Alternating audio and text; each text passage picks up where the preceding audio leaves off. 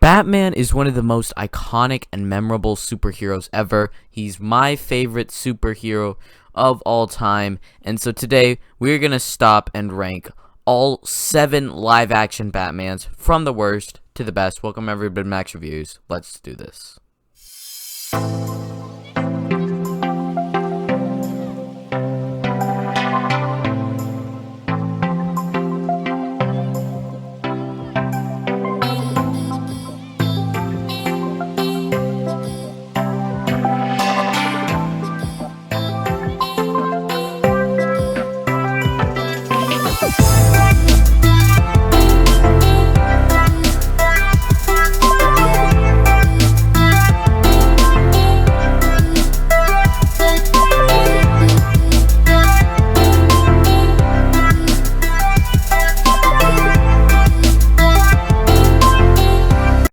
Okay, unfortunately, coming in 7th place here is going to be George Clooney's Batman from Batman and Robin.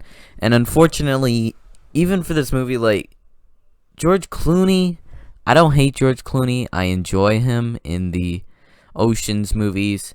He's pretty charming in some roles, but for this, as a character of Batman, I didn't even know he was going to be playing Batman in this little 4-movie thing, where he gets the bad end of it, where he gets the absolute worst movie, the most hate, and just, there isn't anything memorable about his Batman. There's nothing charming, nothing like, that sort of stood out to me. I sort of like that. No, there was nothing. I like the actor, and I know the actor quite a bit more than I know the other actors in the bottom 3 here, but unfortunately, he didn't bring really anything to the role at all. I didn't enjoy the movie that he was in. He was in a horrible movie, and it isn't exactly all his fault, but he didn't exactly do anything to make himself more memorable, like some other Batman actors who were in pretty bad Batman movies, but they were memorable. This is just didn't work on any level for me. I feel bad, but unfortunately, he's going to come in last. And I didn't really hate him when I first watched the movie. Then I thought about it. I'm like, was there anything that I actually did like, though? And I'm like, no, I didn't like anything, and so there's just nothing there for me.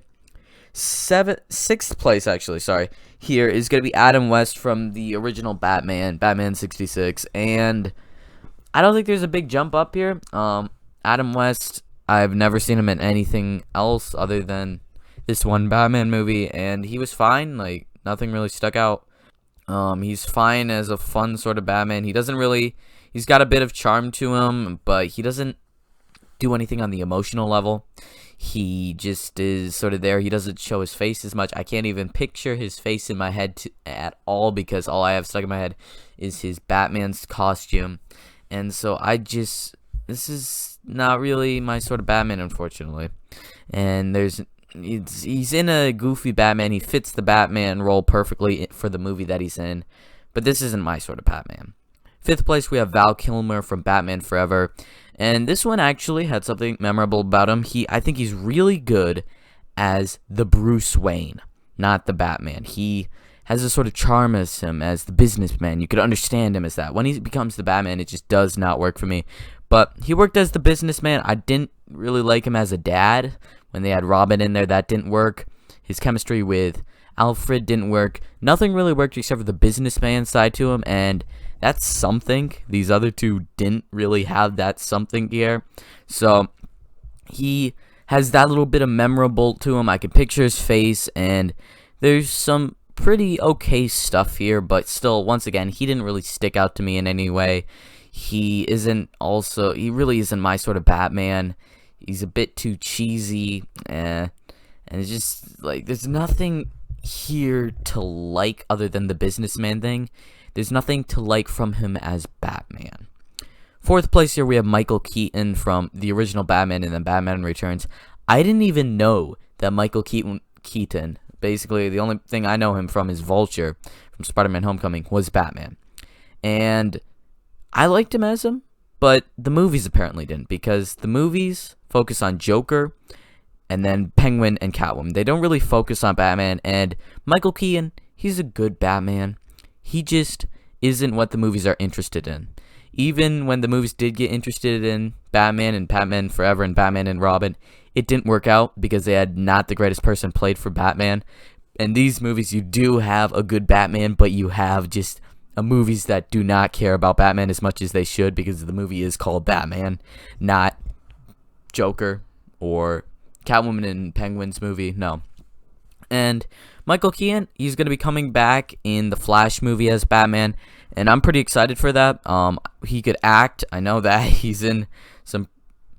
did great job in Spider-Man Homecoming. I think I have seen him in a couple other things since then, but that's the only one that's coming to mind right now. He could do a good job.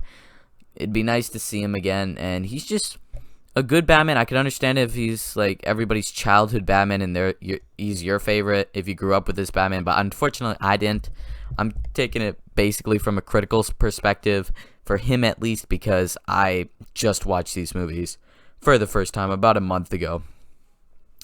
Before we get into the top 3, just remember this is just my opinion. You could leave yours down in the comments. Like to hear your rankings. Always interesting to see, and especially with this subject, it's pretty easy to see where some people go, but we'll see what you leave in the comments section down below. Like, subscribe to Max Reviews if you want to for more Batman content. I think we might have a bit more this week, but we'll see. Third place here, we have Robert Pattinson from The Batman, and Robert Pattinson now has shown me that he could actually do a great job as an actor, because I've only seen him from all the Twilight Place posters and Harry Potter and the Goblet of Fire, where he gets killed off. But he doesn't do any amazing great acting, but he did a great job here for the Batman. I wasn't like sure, like, is he going to be a good enough Batman? But he's got the Batman voice, he's got the Batman stature. I just really liked him as this sort of scrawny Bruce Wayne, while also being this epic Batman. And he's sort of the opposite of Val Kilmer, where I could understand him as Batman. He's like really, really good Batman. He's epic, he's dark, he's gritty, he's vengeance. But then you have the Bruce Wayne side of things, where I can't see him as Bruce Wayne, really. Like, maybe a younger Bruce Wayne, but the movie doesn't show him as Bruce Wayne that much. And I'm fine with that. I still really enjoyed it. He possibly could have come in second for this ranking, but I just couldn't put him there yet. If we get another movie with him and we see a bit more Bruce Wayne, we have another one scheduled. We'll see when it comes out, but he could move up on this list. I really did enjoy him. He's a great actor, and I loved his monologues, his little things going on, his chemistry with all the other characters. And unfortunately, we just saw the Batman side of it, but hopefully in the future we could see the Bruce Wayne side.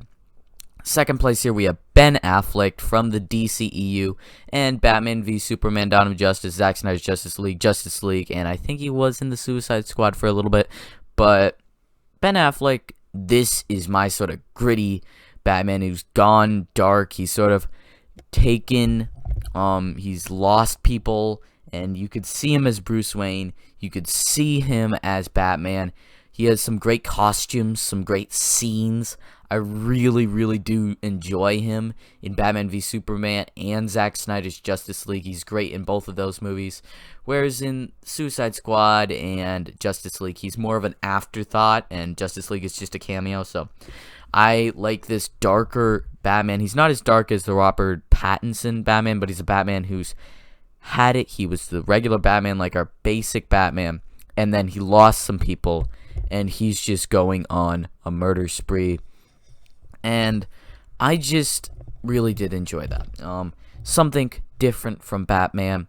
I like Ben Affleck. He's a great actor. In this role, probably one of his best for me. And a bunch of people hate Batman v Superman. I really do love Batman v Superman. Great movie in my opinion. I can understand if you disagree. But Ben Affleck, he's a great Batman for me. I know. We were supposed to get a movie with him, but it got canceled. I feel bad.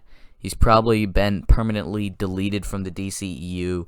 But, you know, we got quite a few good movies with him, especially last year with Zack Snyder's Justice League, where he's the leader. He's the one that's bringing everybody together. So, sad that we couldn't see more of him, but he had a nice run. But easily coming in first place here is going to be Christian Bale from the Dark Knight trilogy. This is my Batman. You can't beat this Batman for me. He's from my favorite movie of all time. He has this great feel to him as Bruce Wayne. He has great charm to him as that. He's a great Batman. I love him. He's my favorite. And I do not think he's going to be beat anytime soon. I love Christian Bale in this role. I don't think this was my first movie that I've ever seen Christian Bale in. Can't wait to see him in Thor: Love and Thunder.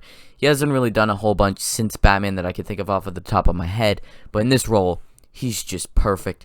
He's so charming. He could be dark. He could be charming. He could be funny. He could be just I'm vengeance, gonna take everybody out. Well, and then he could also be like emotional and vulnerable at times. He's just such a great Batman. He could give you such great emotion, and this is easily my favorite Batman. He's not going to be beat anytime soon. So coming in first place is going to be Christian Bale Batman. Thank you everybody for watching. Like, subscribe to Max Reviews. Don't forget to leave your comments down below in the comment section. Thanks everybody for watching. Braden out.